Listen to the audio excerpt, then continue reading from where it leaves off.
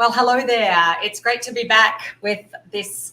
What is it? I think we're up to, let me look, chapter 6 of Stop Playing Safe, which is on embracing setbacks and really using your struggles, your challenges, those things that cause you stress, your setbacks in life to be a catalyst that moves you to higher ground.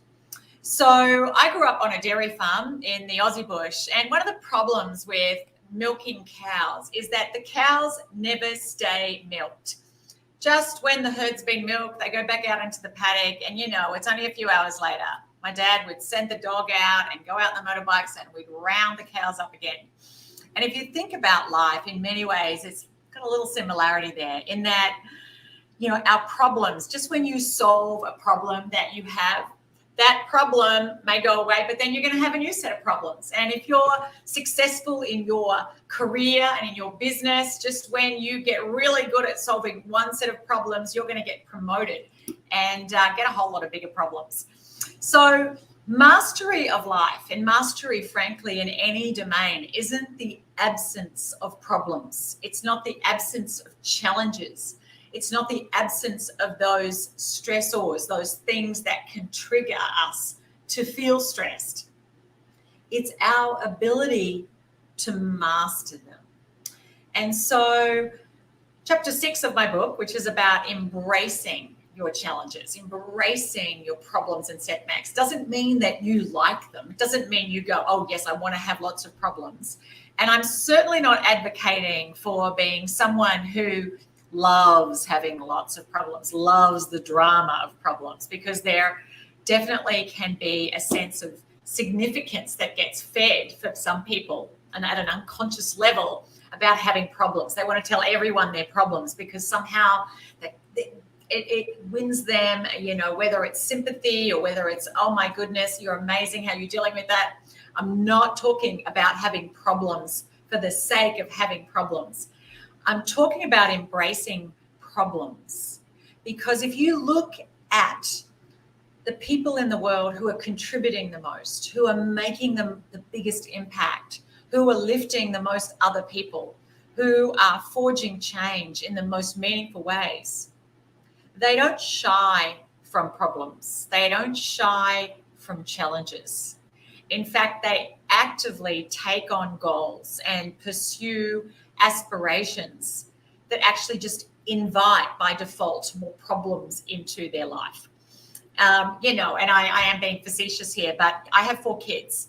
And if you have kids, you know that you could say kids are just one long stream of problems, and then they grow up and then there's still problems. Doesn't mean you don't have kids because they cause problems. It just means you go, I have to just embrace that part and parcel of some of the richest experiences in our life and the most meaningful things we can do will by default invite into our life challenges and problems and sometimes struggles, things that we will struggle with. So I have a 4-step model. It's called my SOAR model that I have really unpacked in Stop Playing Safe. And I want to just share with you now the 4 steps of the SOAR model. And I like the acronym SOAR because when you apply this framework to your challenges, it helps you to rise above the problems, that you aren't defined by the problems. You're not pulled down by your problems, but that actually you use them to lift yourself higher and to lift others higher. Archimedes, the great Greek philosopher, once said, if you give me a lever long enough and a fulcrum, I can move the world. And in the same way that when we have that ability to reframe our problems and to process and respond to them with resilience, with what the psychologist Maddie called hardiness. In his study in the 70s, he found that this attribute, this construct of hardiness, really distinguished people who did well even amid challenges and those who didn't. Well, you have the ability to become more hardy and more resilient. And it comes down to the way that you are responding to, processing, interpreting your problems. Albert Einstein once said, Our problems cannot be solved at the same level of thinking at which they were created. And I'm guessing that you have had your share of problems in the last 18 months, 2 years. This pandemic's obviously chucked a lot of extra problems on the plates of many people that they never saw coming, much less felt prepared for. And yet my guess is that 5 years from now, you're going to look back on this time and see how you grew through this time, see how you evolved, see how you'll be able to see it with a larger perspective that time always brings. And you might not say, I enjoyed it. You might not say, hey, I want to go through that again.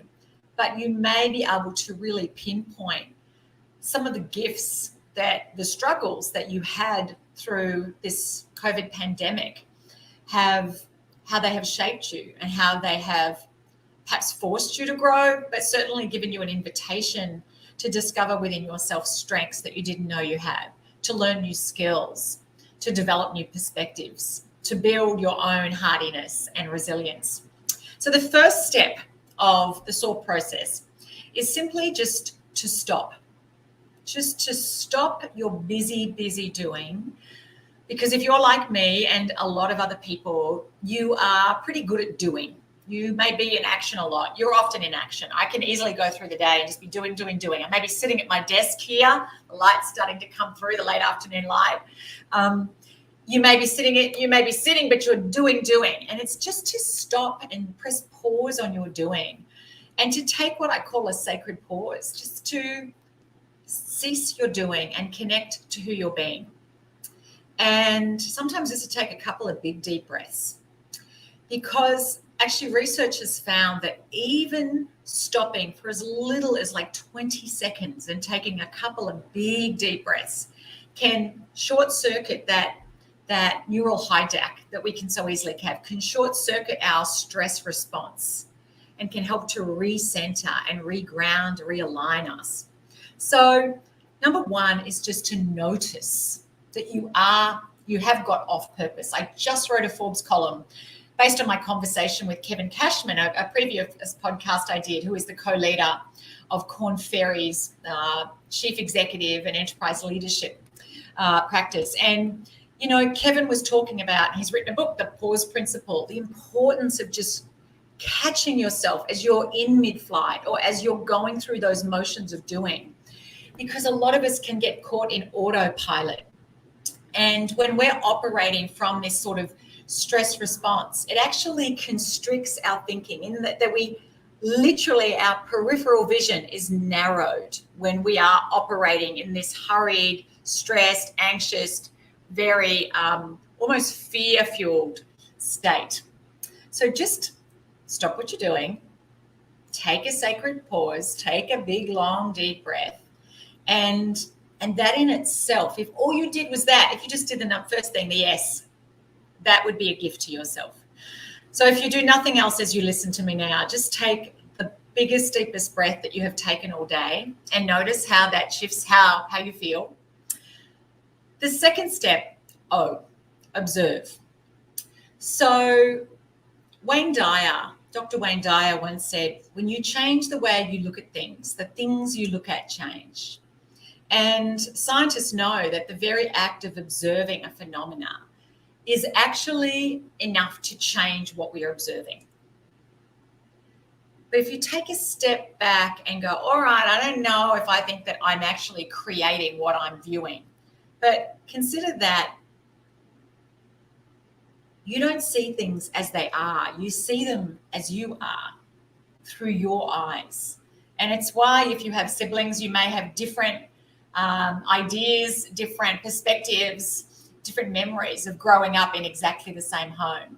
I know I certainly do with my siblings. I grew up one of 7. I know my 4 kids would all tell you different things about growing up in our home, because we all experience the reality that we're in differently.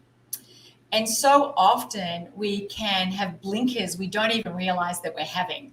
We don't know what we don't know. You don't know when you've got blind spots, right? Because you don't know you've got blind spots.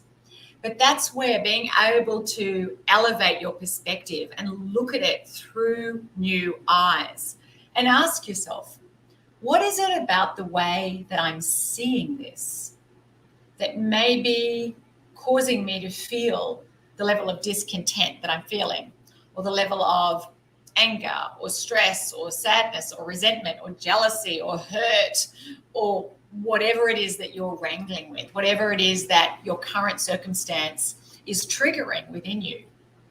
I've shared before how when I was growing up, my dad often loved going fishing, still does, and we used to get some leaks in our boat, and Dad had plugged the leaks. He was very creative. I mean, Blue Tack, Minties, they're an Australian candy. He put an apple, my dad, dairy farmer, very pragmatic kind of guy.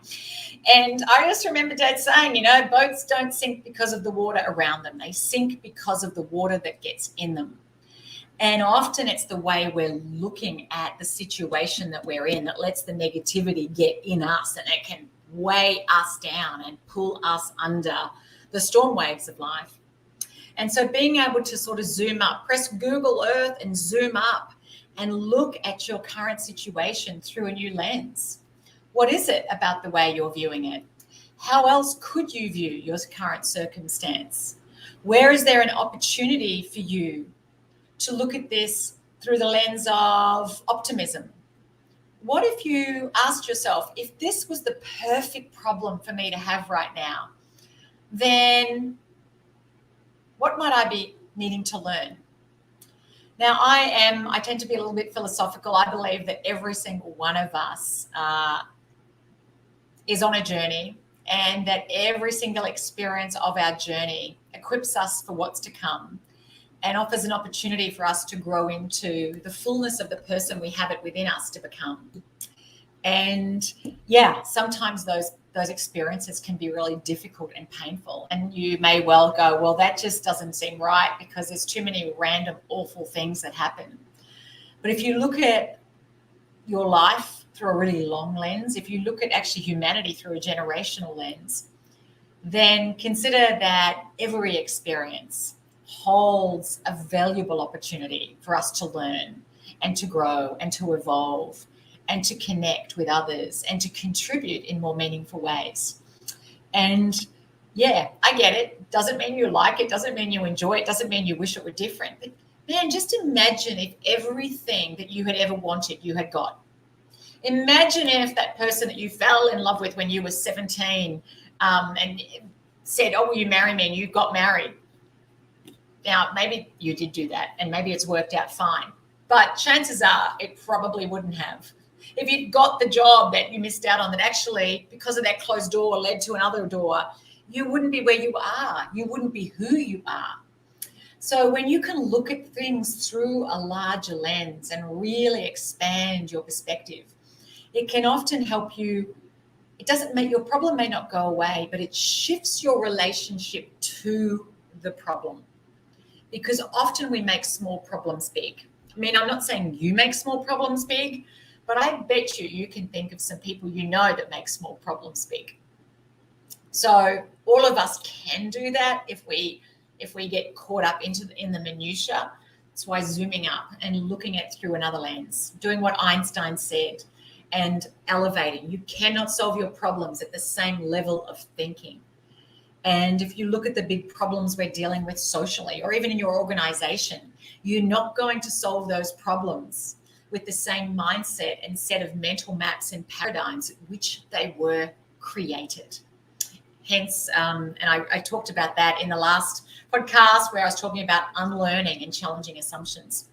The third step, SOA, ask questions. You know, they say that you can tell a person is intelligent by their answers, but you can tell if they're wise by their questions. Back in the 1920s, there was in the South, in the US South, the American South, there was an infestation of boll weevils. And all of these cotton farmers, their crops were really decimated. And so they were forced to step back and go, well, what else could we grow here? And some of them went into agriculture and livestock. Some of them just grew different. They grew soybean, they grew wheat, they just grew different things. And they ended up diversifying what they were using their land for in ways that ultimately served them and many others for generations to come, still are. By the same token, we see that the COVID pandemic has challenged us in what we're doing. And some people haven't been able to do what they do anymore. You look at airlines, tourism. I was talking to someone I've worked with at Shell, Anna Mescala. She runs Shell Aviation. And I was running a program with them at the start of the pandemic, and Anna shared with me that Shell, obviously, in the oil industry, I mean, they supplied. So much of their work was in supplying planes, and yes, suddenly there was a lot of need to move medical equipment and other things, but there was a whole lot of people that would usually be flying that weren't. And she said they took that opportunity. They're like, what can we do with, we've got the resources, we've got planes, how can we use that to pursue our mission to ultimately be net carbon neutral? And so they partnered with Rolls-Royce, and they ultimately experimented on how to create far more ecologically friendly fuels, green fuels. And they made a lot of progress in that time where they weren't putting so much of their resources into fueling passenger jets flying people like me around the world. So there is always opportunity in the midst of diversity, but sometimes we have to ask different questions, new questions. And I invite you to get other people to ask you questions and to challenge your own thinking. But the quality of your questions is going to determine the quality of your answers. And instead of just asking, well, how come this happened to me? Well, what is it? Maybe you could ask, where is there an opportunity for me here? How can I approach this differently? What is it that I can do now that maybe I couldn't do in the past? There is always going to be opportunities in the midst of situations where you feel like all the doors have closed. Just don't get stuck focusing on those closed doors. And the fourth step is the R, and that's reframing. Several years ago, and I have done other podcasts on this, where I shared the story of my brother Frank, my big brother Frank, and he was in an awful motorbike accident that left him with a pretty severe spinal injury. And I was with Frank in Qatar, in Doha, in Qatar, when he really was able to hear the news that he would not be able to walk again. And it was a very raw and brutal moment as he processed for the first time that he would never be able to walk again. And I remember he sat there staring out of the end of his bed into his whole life ahead of him. He was, I think, 40, 41 at the time. And eventually squeezed my hand and he said, Margie, there may be 1,000 things I can't do anymore, but I know there's 5,000 I still can, and I want to do them all. And he lives independently. He has done many motorbike riding trips since because he loves riding. He's been scuba diving many times. He's been snow skiing. He traveled around Europe and Scandinavia. And we were actually going to go off on a tour of Belgium's what are the Trappist breweries before this, when this pandemic was on last year. So maybe we'll put that one on hold. But he still gets out and lives life. And I share that with you because to me that was a very big reframe. It is easy to focus on what you can't do, on what's outside your control, on what's not fair, on what you didn't want to happen, on what people shouldn't have done. The challenge and the invitation is to shift your focus and onto what is it that you can do? What is it that you do have? What are the doors that have opened or that you can open? What's the learning that you can gain? And how can you use your experience to become someone who lifts other people higher, to inspires other people, who shows other people what is possible? That doesn't mean that some people aren't victims. It just means that they choose not to operate from a victim mindset or dwell on all that's wrong and instead go, what can I do to make things more right? So I hope this has been helpful for you. I hope that if you haven't picked up a copy of Stop Playing Safe yet, yes, there it is. And I have got awesome feedback on it. I hope that you will order a copy. You can just go to my website to all the retailer links. Obviously, it's on Amazon and Booktopia and Book Depository. And most of all, I hope that right now, whatever your problems, as I say in air quotes, that you will be able to step back to really zoom up and ultimately to rise above, to soar above those challenges and to use them as a catalyst, as a lever to lift yourself and to lift others to higher ground. Thank you, and I'll see you again soon.